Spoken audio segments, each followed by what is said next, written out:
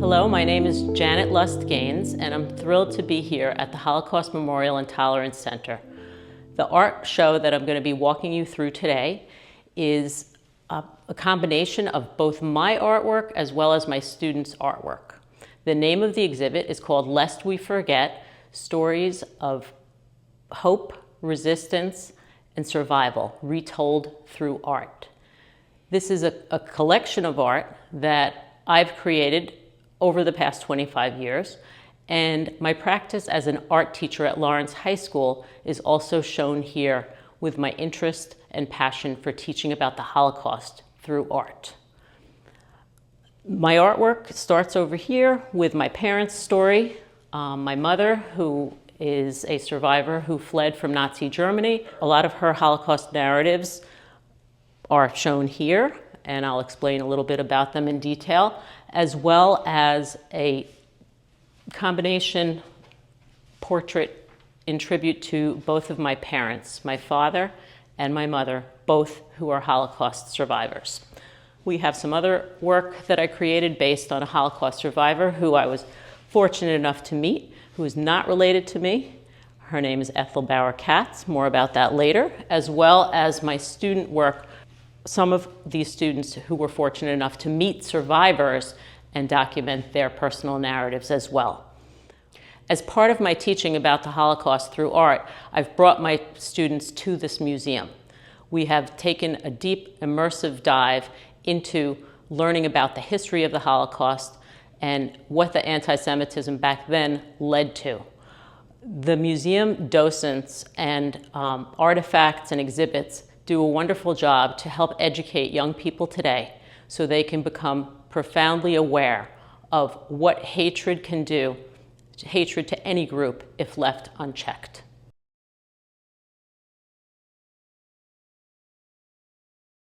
I'm going to start the tour right here, specifically speaking about Footsteps Ahead. Footsteps Ahead is a mixed media collage that I created using watercolor, colored pencil, and various photographs that are adhered to the surface. It basically covers my mother's journey out of Germany back to Poland. They ended up going through Italy to Morocco, back to Spain, and then out through Portugal, departing for the United States from Lisbon, landing in Ellis Island on January 9th, 1941. So this was an epic journey for my mother, who was only 14 years old at the time, accompanied by her parents and her brother. The entire family was able to stay together, which was very, very fortunate. You'll notice in the piece that there's a border that goes around the entire piece. In this border, I am featuring images from the passport and stamps from every place that they traveled through. You'll see the Nazi symbol, and you'll notice that I scaled my mother up and just kind of showing the closeness of the Nazi flags to her as the figure, as well as other artifacts, including a photograph of my grandparents' store in the back, as well as the ship, the Serpa Pinto, which was their journey to freedom.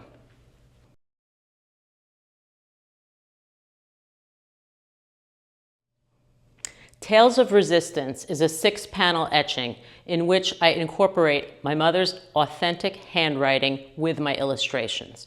In panel 1, as the Nazis were approaching their apartment and they heard heavy footsteps coming up the door, I show kind of a vignette view of the scary faces of the Nazis confronting them.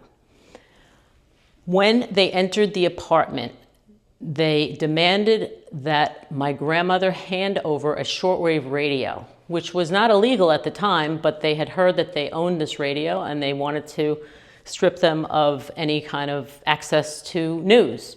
So my grandmother was ready to hand over the shortwave radio, and the Nazis went a step further, demanding a strip search of my mother and grandmother. My mother, at age 14, was so horrified about this humiliation that she addressed them in perfect German. "How dare you humiliate innocent people like this? And in Germany, you were examples of perfect manners." So she kind of called them out and shamed them, and they were pretty stunned. so much that they did actually back off. And this story is documented in her curly lettering, which I love so much and wanted to preserve in this etching. In the final panel, when everybody was getting over what had just happened and the fact that they avoided a very dangerous situation, she said, for a moment, the world had stood still, because she had forgotten who she was and where she was. She just spoke her mind and fortunately restored a bit of humanity in these Nazi soldiers, and they didn't follow through with what they had intended to do. So in this last panel, it's a sigh of relief as they are departing and they avoided danger.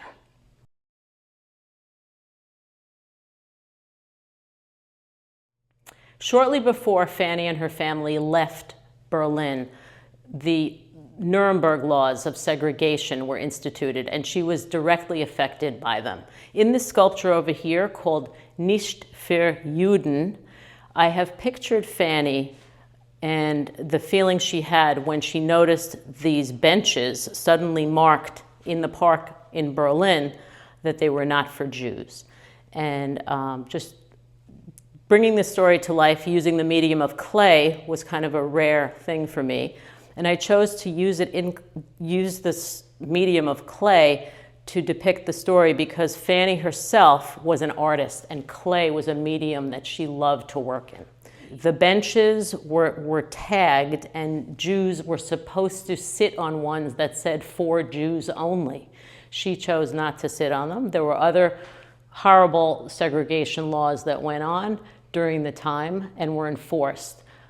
This just affected her as a young child. Of course, she wasn't allowed to go in the movies, and eventually Jews were not allowed to attend public school. She was attending a Jewish school, but many, many things went on in very small steps, and this is one that affected her directly.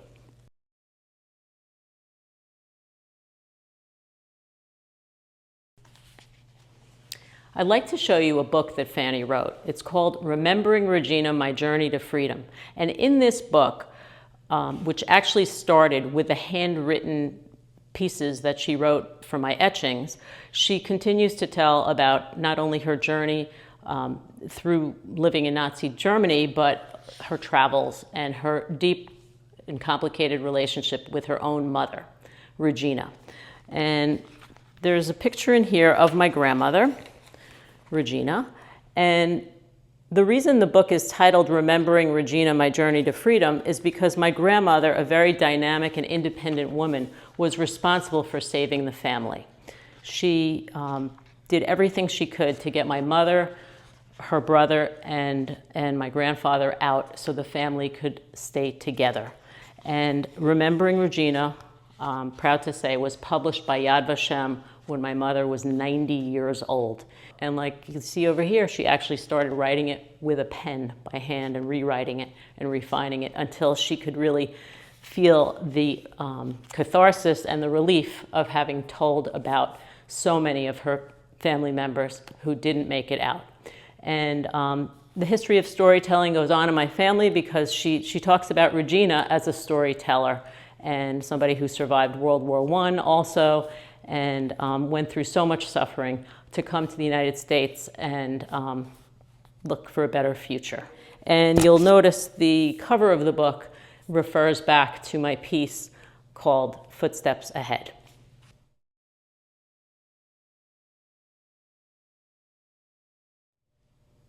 As the Bienenfelds were making their way out of Nazi Germany, I document their return to Poland in this piece called Forboing Destiny. This is the most abstract piece that I created. Using the symbolism of the Polish military flag, which is the Red Cross, draped over the photographs of my family members, their fate was cast by the opportunity to return to Poland. In the image, opposing in the opposite direction, is a very detailed portrait of Hitler. This portrait I found amongst my mother's brother's stamp collection. The original stamp he had on a postcard, which is shown right here, postmarked on April 20th, 1938, a special edition portrait of Hitler was issued commemorating his birthday, and it does say the birthday of the Fuhrer on that. I looked at the incredible detail on the drawing on the portrait and knew I wanted to incorporate it into this image. Also in the center, you'll see the eagle from Poland, and it's a multi-layered print that took quite a long time. Lots of different processes going on there using etching, relief printing, and solar plate.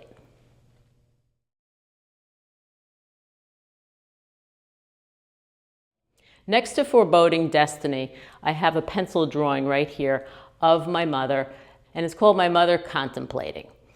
My mother was a worrier, and as you'll see from speaking to any survivor, as they age, they speak a lot and reflect a lot about their loss and how it affected them. So in this kind of sensitive portrait, I tried to capture a lot of her emotion and her deep thinking and the intensity and character that she had.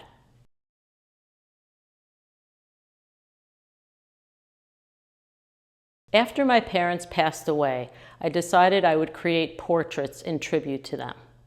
This happened just kind of organically. My father passed away back in 2012, and I wanted to create a portrait that would incorporate sayings that he had. And the back of the portrait, the backdrop, has a number of sayings. I'll start off by explaining a little bit about my dad. He was a Holocaust survivor as well, and he fled from Belgium in 1940. And he had a very interesting journey as well, which also led him through Morocco. In Morocco, he became a translator for the United States Navy because he spoke French. While he was in Morocco, he composed a victory march anticipating the Allies would win. And in his shirt, right in here, I have incorporated a copy of the original composition of this victory march. Music was central to his life.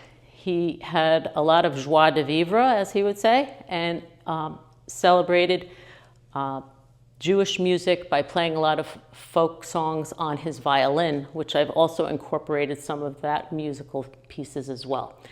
If you look inside his face, there are many words that I found in the dictionaries that he had in his collection, some in French, some in German, in Hebrew, and English.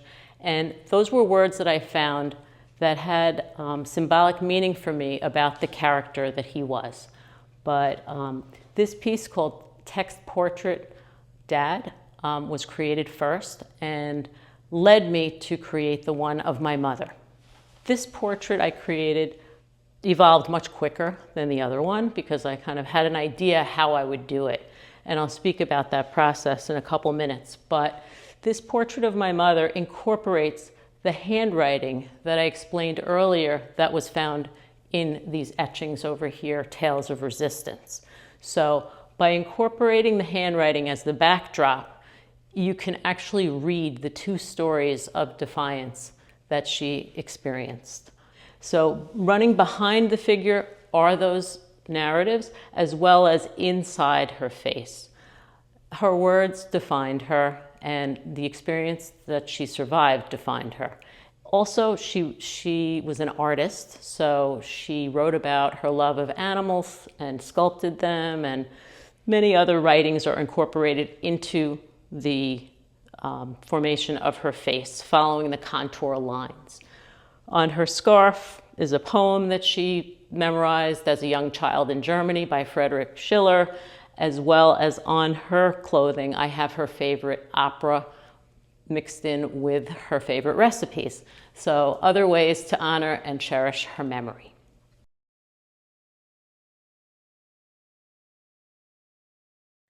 In this case over here, we have a portrait that I created that was the basis for the collage that we just looked at.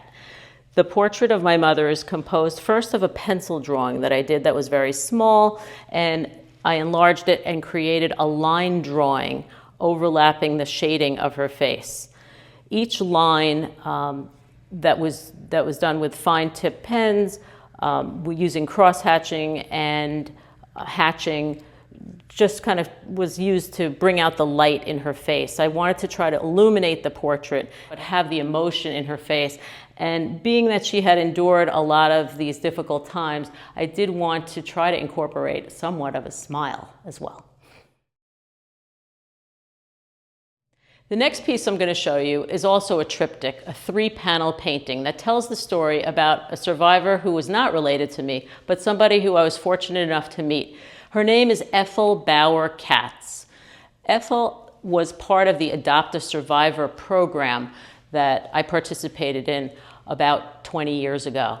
And in this experience, I met with Ethel one-on-one. I listened to her testimony and what it took for her to escape.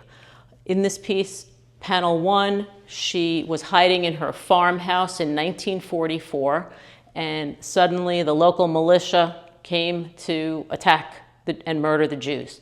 Her father basically pushed her out the window. She ran, collapsed, she was beaten and left for dead, and collapsed in the snow. Suddenly, she had the strength from within to rise up and run through the snow after her family was brutally murdered right in front of her.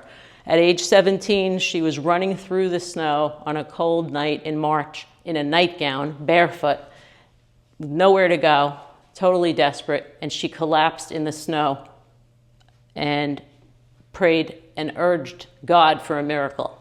This was her quote. When she awoke, she saw 3 figures coming towards her, and she thought, my God, my killers have come back to get me.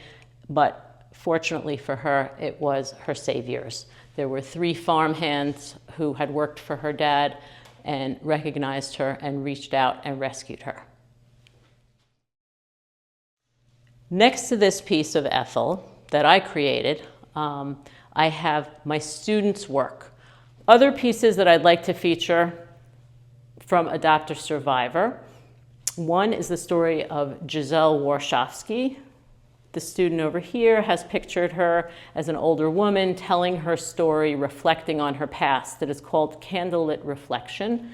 And she's in front of the Shabbat candles that were such an important ritual object for her family to save and rescue. Back in the United States, she was using them from her family heirlooms.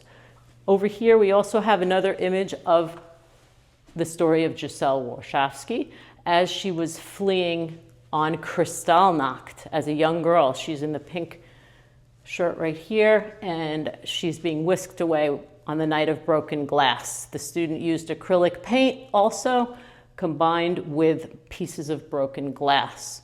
Over here, we have another piece featured from Adopt a Survivor that is in honor of the martyr Janusz Korczak. So one year, our students in Adopt a Survivor learned about various rescuers. He was a martyr who saved many children until he couldn't anymore. Other rescuers were represented here through this more abstract piece, as well as a portrait up here looking through a window of a child being hidden by a nun in a convent.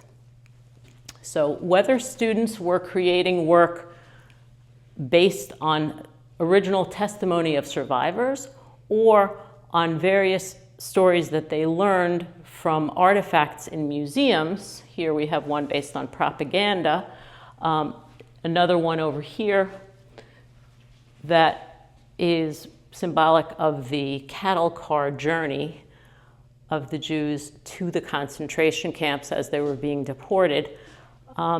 Students through Adopt a Survivor and through my guidance in the classroom have done independent work over the years, learning various aspects to keep the history alive. How we got involved with this is all really due to Irving Roth, who was the founder of the Adopt a Survivor program, and he's featured right here by a student in this piece called Liberated Souls. Irving was a passionate educator about the Holocaust for the last at least 25 years of his life, And he returned to Poland on March for the Living and did a lot of educating in the United States, all over the country, spreading the word. And I'm proud to say that I'm trying to carry on that important legacy today. And by bringing them to museums like this on Long Island, does a great job educating students, not only through the exhibits, but also through the speakers, the second generation speakers who are here, who can talk to our students. This year, I had the idea that I really wanted to bring back Adopt a Survivor. So I set it up so that we could meet a survivor and bringing a group to hear her talk up close and see if students could really connect with her story. Rosalie Simon was an amazing speaker. She touched these students and they were truly moved by her experience. She avoided death numerous times and conveyed that to my students with such emotion that they were a little bit shaken. After her talk with them, they were asking her, how did you cope with this afterwards? How did you survive? What was your mental health like? And she had this personal connection with the students, a rapport that was just beautiful to see from one generation to the next. So just going to tell you a little bit about the 3 pieces that were created by 3 seniors at Lawrence High School this year. The first piece over here I'm going to talk about was an incident that happened to Rosalie in the ghetto when she was taken and her hair was suddenly cut off. So she had a horrible, humiliating experience. Later on in her story, she was deported to Auschwitz and she was in the waiting chamber to go to the gas chamber. Through a twist of fate, a capo was able to give her a uniform and let her out the back door so she could reunite with her sisters who were on the other side of the camp. And miracle after miracle came to save her. This piece over here is an acrylic painting that the student worked on for, I would say, about 2 months and really refined it to the point where it tells the story directly about how she had that moment of opportunity to live. Here we have 3 different aspects of her story shown through digital media. So in this entire gallery, you'll find a wide variety of materials. I love to encourage students to experiment in ways that they can tell stories and bring it to life. So come to the Holocaust Memorial and Tolerance Center, see this show. When you're here looking at the exhibits, definitely stop in the gallery and see the work for yourself, see the connection that students are making today to Holocaust survivors. They are the last generation that has this unique opportunity. So I'm thankful for the Holocaust Memorial and Tolerance Center for having my work here and to my students for creating this work. And I'm so glad that we can show it. Thank you.